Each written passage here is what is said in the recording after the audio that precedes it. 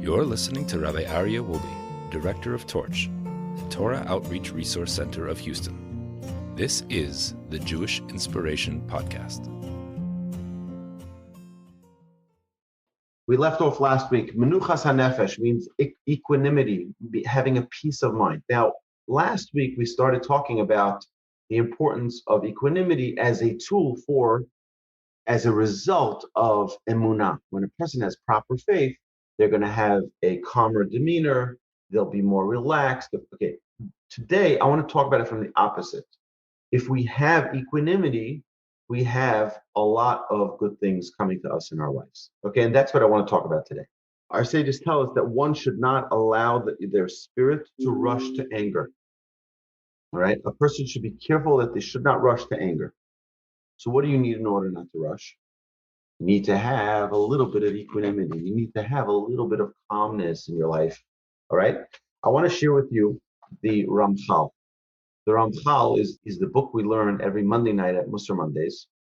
And Ramchal, over 200 years ago, wrote a remarkable, in the second chapter, he talks exactly about this idea. Okay, I want to read it to you. He says, consider that the folly of this way of life, of being busy all the time, is obvious. Why is it so difficult for man to avoid? So he says like this, however, this is actually one of the tactics of the Yetzer Hara, the evil inclination, and its cunning.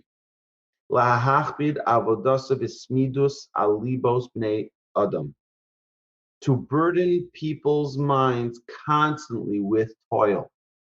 That's the Yetzer Hara's job. Keep us busy so we don't have time to consider, one second, maybe I'm going down the wrong path. Maybe I'm doing the wrong thing. No, we don't have any Menuchat Hanefesh. We don't have any time for that. Ad shelo yishar lahem revach liizbonim liistakel. To the point where they are not left with free time to contemplate and examine which path in life they are traveling. I don't know. I don't know how I got here. I had a study partner of mine who was at the time, I think he was 63 years old. He says, where were you 40 years ago? He says, now I'm here, 63 years old, without direction, without any objective. His goal was to make a lot of money, but not to build a beautiful family. And he did that, but he doesn't have the family he always wanted. He doesn't have the true values that he really wished for. To even consider what path in life they're traveling. Ki yodeya hu, but the Yetzer Hara knows, she'ilule hayu samim libam kimat katal darkem, that if people would pay just a bit more attention to their ways, vadei shemiyad hayu matchilim linachim asem, they would undoubtedly begin to reconsider their improper actions immediately. And their regret of their misdeeds would grow continually stronger until ultimately they would forsake the path of sin completely. Hence, to prevent people from breaking with habit and improving their ways, the Yetzer Hara employs the tactic of keeping them too preoccupied to think seriously about their path in life. Such a tactic was actually employed in ancient times by a human oppressor. Does anybody know who that is? Pharaoh utilized exactly this tactic. What did he do? This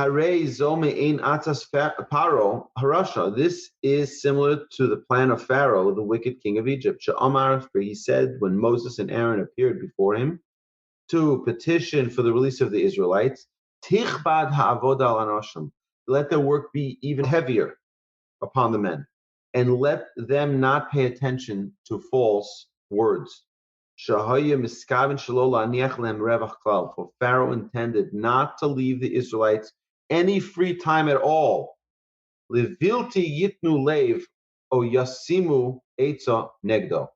So that they should not be able to even consider rebellion or formulate a plot against them. Got that? Is that amazing? We don't want you to even have a moment to consider rebelling against us. You know what we're going to do? We're going to make you build towers in quicksand. We're going to make you build more towers in quicksand. We're going to make, right?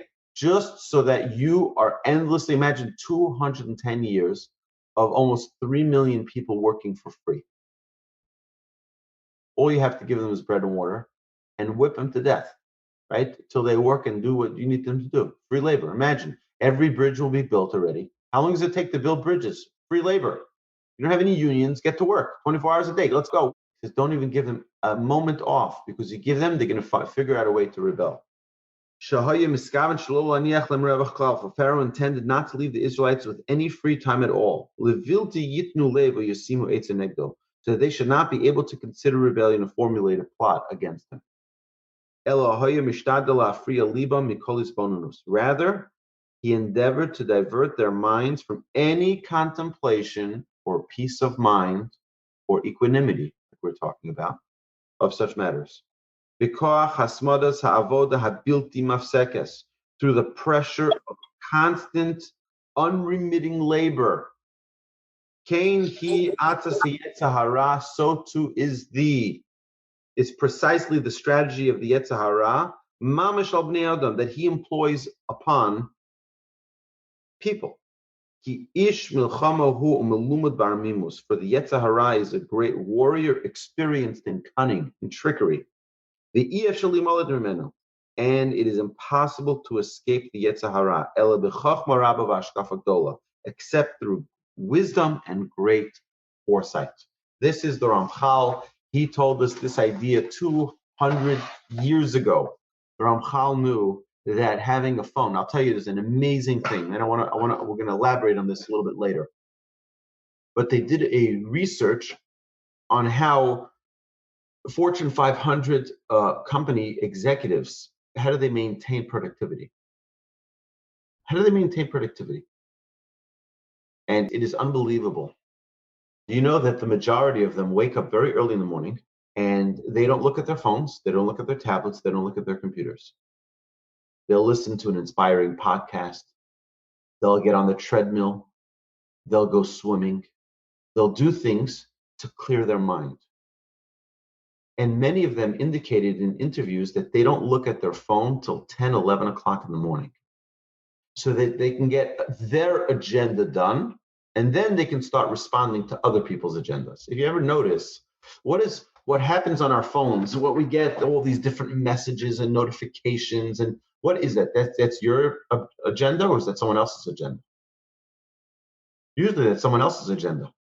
That's someone else's worries or concerns, which is important.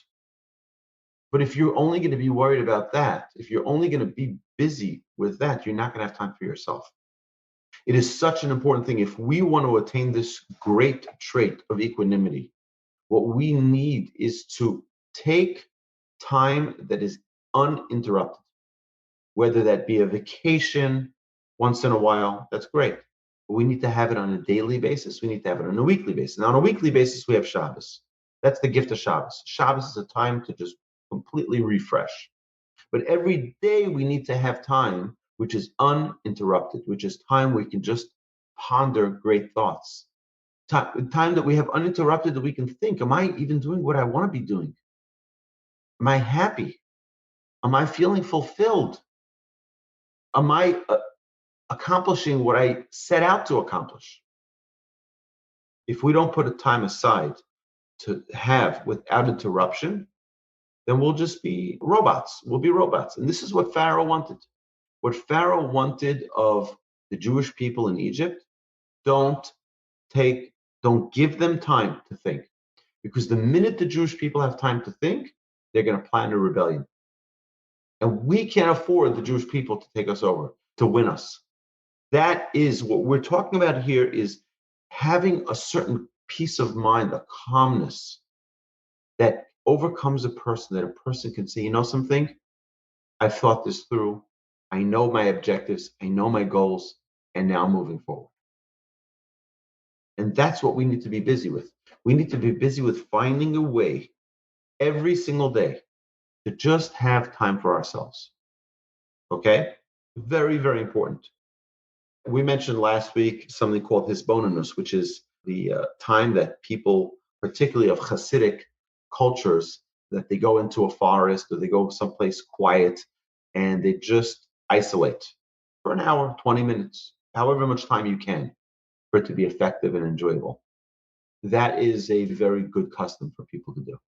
It's a good thing to just have time to unplug and now enjoy life and now enjoy your time with yourself. People don't spend time with themselves. Every minute they have to be busy with something. Go to the coffee shop and don't look at your phone. Right? Go for a walk yourself. Sit in your house and don't look at the television and don't look at your computer. Just enjoy your own peace of mind. Okay? So practice getting into a habit of overcoming anger and acting calmly even when an upsetting situation arises. So if an upsetting situation arises, try to maintain your calmness, maintain your tranquility, so to speak, right? Your calmness, your inner peace, right? Recall how anger causes one's intellect to disappear. Okay, understanding. So like this, calmness is a sign of great understanding, but foolishness, short-temperedness displays foolishness. That's what King Solomon says in Proverbs 14:27. Again, calmness is a sign of great understanding, but foolishness, short-temperedness displays foolishness. Okay? A sign of a man's intellect is his calmness. That's also in King Solomon. You want to know someone's intellect? See how they are when they're calm. See how they are with challenging situations, how they stay calm. They're able to, okay? Anger means I'm rough, I'm tough, I'm hard, I'm stiff, but it also means I'm in pain. Anger is pain. Calmness is pleasure. Okay? Anger doesn't come from a good place. Anger, I'm in pain, so I react that way. What's this tranquility is when, I'm happy. Everything's great. Okay? Calmness means I'm soft, I'm pleasant, I'm balanced, I'm mature, I'm forgiving. I don't hold a grudge. If we look through history, we see Cain and Abel. Anger caused and inspired the murder and revenge. It was anger. He was jealous.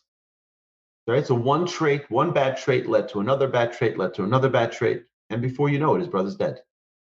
If he only had a little bit of equanimity, he only had a little bit of calmness, of Menuchat Hanefesh, right? We're in a world today where everybody gets so, I saw something repulsive today trending on Twitter. I don't want to get into who you vote for. It's not my business. It's not right. We're beyond politics. We're trying to talk about character and being a great person. But all sides are trying to be self-righteous. That's so low. How can someone tweet like that? And how can someone write like that? And how can someone talk like that? Everyone's about someone else. And now you see people are trending a tweet, a hashtag about the passing of the brother of the president. So their new thing that the left is going after the right now is wrong, hashtag wrong Trump. God took the wrong one.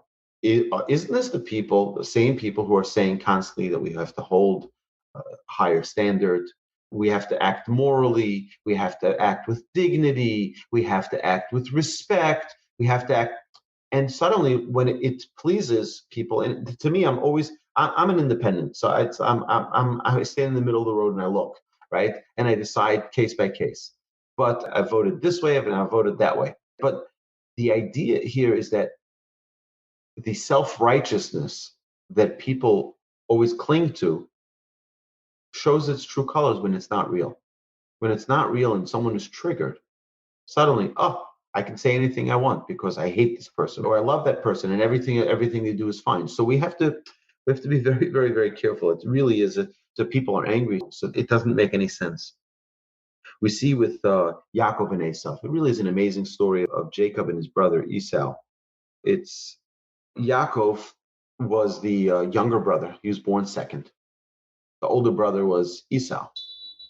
So Esau gets the double portion.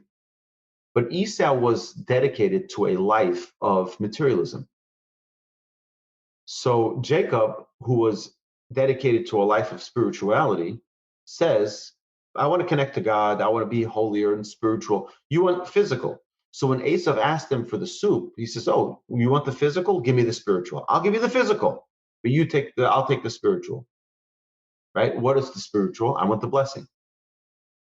Blessing. Who cares about blessing? Give me the soup. I'm hungry. So they made a fair, even Steven deal. Okay?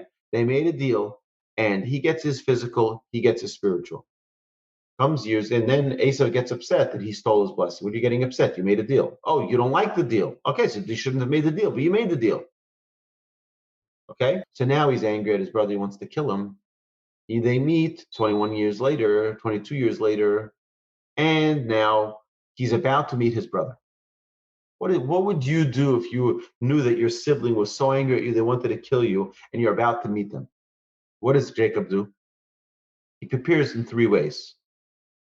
He splits the camp, right? So half go here, half go there. Then he prays. In doing so, that was the sign of arms. They took up arms in case he needs to fight. He also prayed, but more importantly, our sages tell us, he bought gifts for his brother. What's the purpose of gifts? Keep him calm. Jacob understood the importance of a person staying calm, because if he becomes angry, he'll get irrational. He'll get crazy. He'll do anything. He might kill us all. He might murder us all. Let's keep him calm. How do you keep him calm? That was Jacob's objective here, is let's keep Esau calm. Because the minute the tempers flare, anything can happen. I heard a tragic story last week.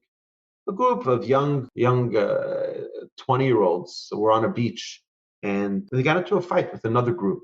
One of them ended up dying. Gunshot wound. You'd think, what happened that got them into this dispute? A little argument. Hey, can you pick up your bottle and throw it in the garbage instead of throwing it here on the beach? I don't know what the argument was. I wasn't there. But imagine what could it be already that they argue that gets them to a point of murdering another human being. But tempers flare. Tempers flare. One raised their voice. One said something obnoxious to the other. So what happens at the end? They killed someone. Last week. Terrible. Because people don't know how to contain themselves. They don't know how to keep that equanimity. So when something doesn't go my way, I go crazy. And people don't know how to react. We see the same thing with Joseph and his brothers. They were bitter and they took revenge. And we were all punished as a result of that. And we all became slaves because of that. You sent Joseph down to Egypt. Guess what? All of you are going to go down to Egypt. You're all going to become slaves. Okay? Moshe said to the Jewish people, he said, listen, you rebels, Shimon Amorim, rebels come, and he brings them around the rock. What was his punishment? He wasn't allowed into Israel. Sages tell us that it wasn't that he hit the rock. That wasn't the issue. The issue was that he called the Jewish people rebels. That's what you call my people? Guess what? You're not going to get the opportunity to see them in their land. David remained calm and forgave Saul.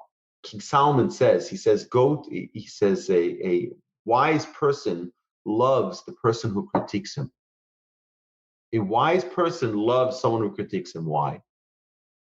Because it's free self-help. You don't have to go to the store to buy a book on self-help. Ask someone who criticizes you, elaborate.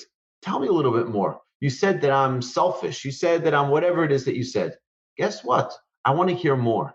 You know what that does? That's a free self-help book. It tells you about yourself. Instead of being angry at that person, love them for it. That's what King Solomon says. A wise person will love his criticizer. He doesn't get angry. He sees it as a free class in self-help. Someone is willing to assist me for free. That's incredible. Someone actually in one of the classes, I don't recall who, I usually write down when someone gives me one of these tidbits, but someone said that before you get angry, halt. What is halt? H-A-L-T. Are you hungry? Are you angry? Are you lonely? Are you tired? Person should ask himself, if a person's tired, so just recognize if someone else is angry, they might just be tired and they're not angry. They're just tired. They're lonely or they're upset about something, right? Before you react, halt. The trait of equanimity is having that calmness, having a pleasantness about yourself at all times. The nature of the Yetzer Hara is to busy us endlessly, like we mentioned before, and to be uncalm.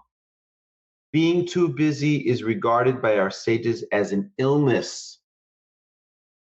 One who is too busy, our sages tell us, is considered ill. In the yeshiva in Kelm, if you didn't have a pleasantness of consciousness, a pleasantness of mind, you were considered ill in the yeshiva. Isn't that amazing? Pretty crazy, right? Peacefulness and calmness gives a person control over their faculties. You have time to plan. You have time to evaluate. You have time to organize. You have time to choose. You have time to focus. That a person needs to have that ability, that Menuchat Hanefesh, that peace of mind. We're too confused in our culture to focus on what's important. Yeah, you think of our world that we're living in today, right? The world we're living in today is total chaos, right? Plus, you find people who are less and less caring about anything. People don't care about anything anymore. They used to once, they cared about this, they cared about today. We don't care about anything. Today, everything, if it's not on my phone, I don't care. And there's a whole generation of, not, I wouldn't even say millennials, I would say teenagers today, that everything is on social media, everything's on TikTok. They're not even living in an internal world. Everything is about the outside, about what they're displaying for their friends. And how many times do we walk on the street and see people taking the same selfie of themselves with a different face, with a different angle, with a different UI? You ever see that?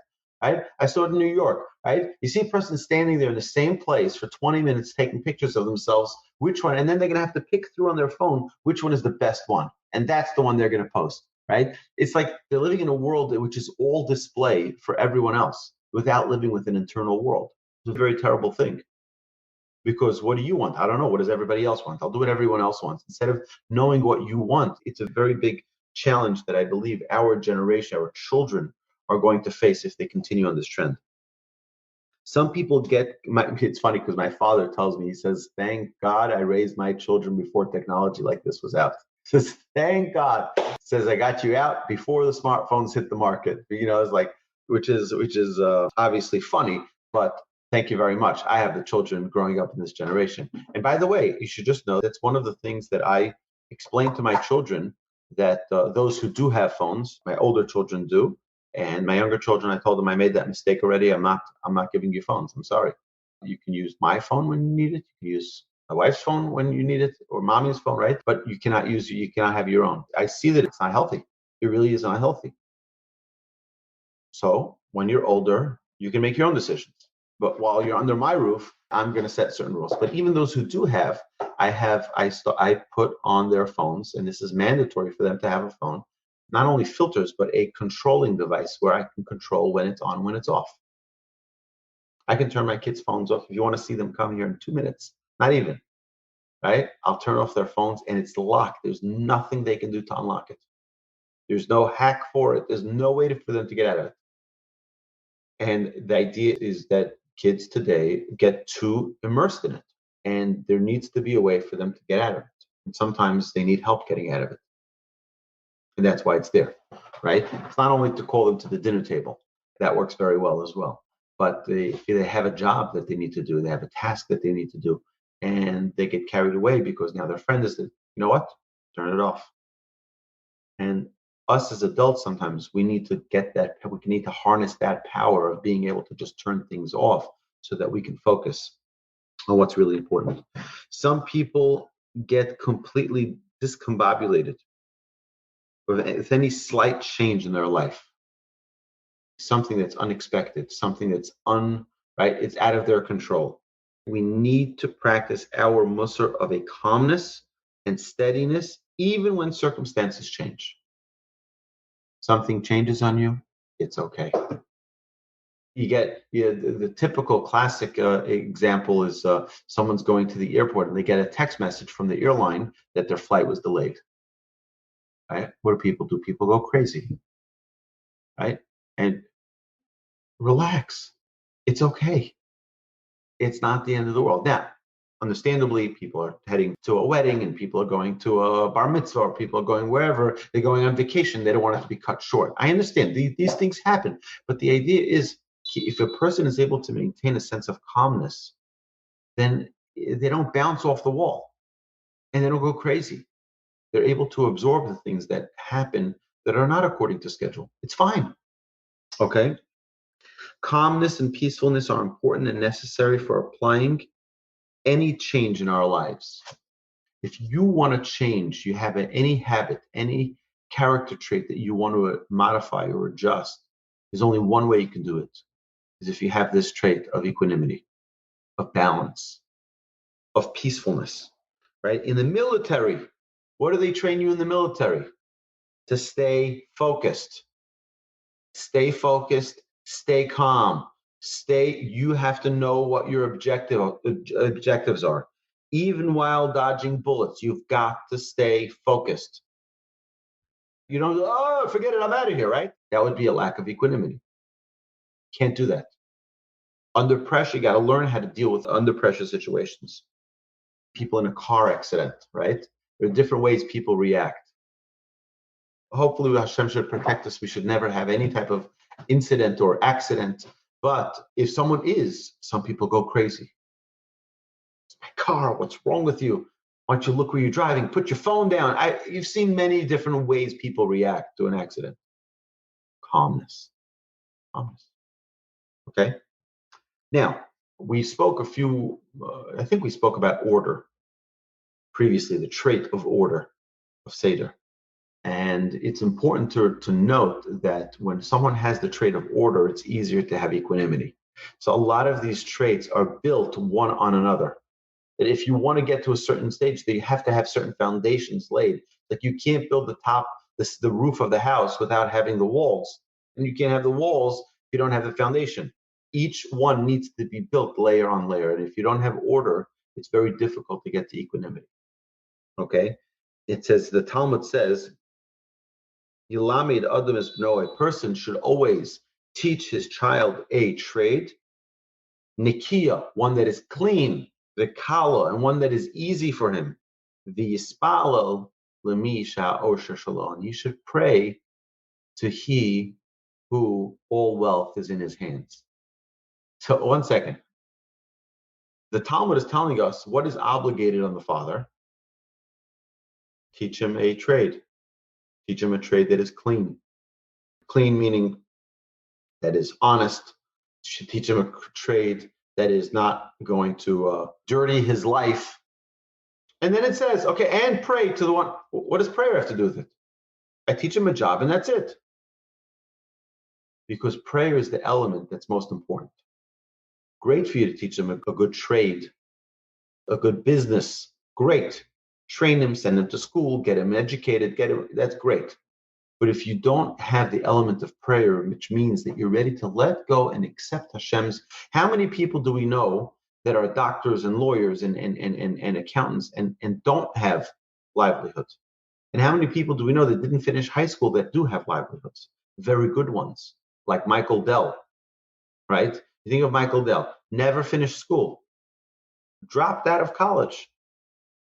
Doesn't seem like he has a financial issue. Pretty remarkable. Person has to have a relationship with Hashem. That is the key to all of equanimity. Saying Hashem Olakim, God is the master of the universe. When we talk about equanimity, when we talk about having a calmness and a peacefulness, a pleasantness, it comes by virtue of one being willing to deal with situations that is beyond his control. If we're ready to deal with, to allow situations that are beyond our control, we can have success in this. If we have to be in control of everything, it's not going to work. It's not going to work. It just doesn't work. All right? So, my dear friends, my proposal is as follows. I would like to make a proposal. Whenever we do this in our classes, to accept something new on ourselves, my proposal, I would like to ask if we can all perhaps join together this week. Try it for 7 days. Okay? Today's Sunday, so it's already too late. So do Monday, Tuesday, Wednesday, Thursday, Fridays. It's 5 days. Okay? That when we wake up until 3 hours into your day, 3 hours. So for whatever time you wake up at 6 o'clock till 9 o'clock. You wake up at 8 o'clock till 11 o'clock. Whatever time you wake up, for 3 hours, you don't touch your phone. What do you think about that? But let's try it. Let's see as much of it as we can. Let's see if that's something that we can do. I'm planning on doing this because I think it'll be an enormous assistance to bringing a level of balance to my day. You've been listening to the Jewish Inspiration Podcast, a Torch production. Become a supporter at torchweb.org because your assistance enables more Torah learning around the globe. To find more lessons offered by Torch, please visit torchpodcasts.com. Until next time, stay fresh, my friends, and get jiggy with it. Na na na na na na na na na na na na.